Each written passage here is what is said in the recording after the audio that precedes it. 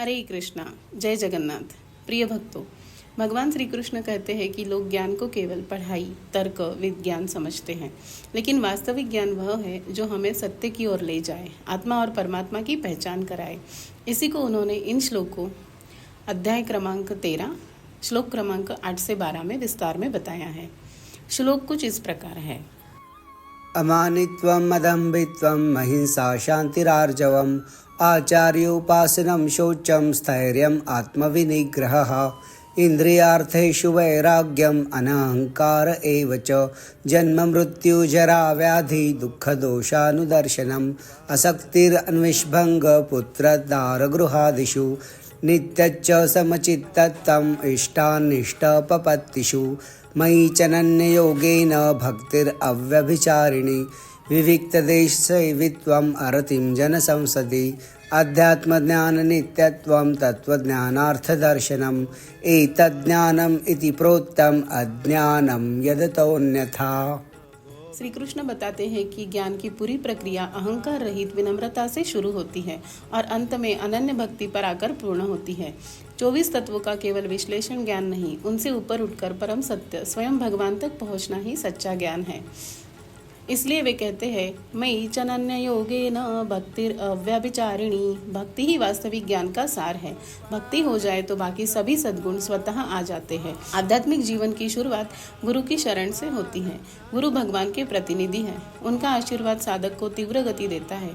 फिर जरूरी है अमानित्वम, विनम्रता। सम्मान चाहने वाला कभी आगे नहीं बढ़ सकता। हम शरीर नहीं, आत्मा है, इसलिए सम्मान अपमान का कोई वास्तविक मूल्य नहीं है। अहिंसा का अर्थ केवल मारना ही नहीं, बल्कि किसी को अज्ञान में रहने देना भी हिंसा है। सत्य की ओर ले जाना ही श्रेष्ठ अहिंसा है। सहनशीलता जरूरी है, जैसे प्रहलाद महाराज ने दिखाई। सरलता, सत्यनिष्ठा, गुरु सेवा, बाहरी भीतरी शुचिता, ये सभी भक्ति को पुष्ट करते हैं। जन्म मृत्यु जराबादी का पीड़ा को समझना से विरक्ति आती है और परिवार में आसक्ति कम हो जाती है। तिरस्कार के रूप में नहीं, बल्कि भगवत भक्ति के प्रकाश में। सुख दुख में समभाव, अविद्या, पूर्ण संगति का त्याग और अंत में आत्मा परमात्मा के अनंत संबंध का बोध, यही ज्ञान का मार्ग है।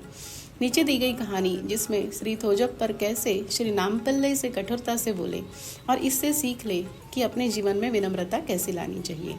तो श्रीरंगम के एक विद्वान की कहानी अभी मैं आपको बताऊंगी।